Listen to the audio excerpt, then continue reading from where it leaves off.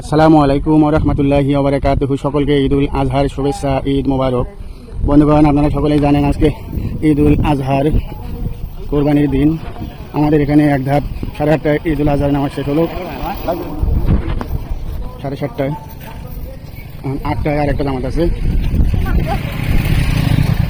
আমাদের জামাত শেষ করে আমরা 7:30টার জামাত শেষ করে বাড়ি যাচ্ছি।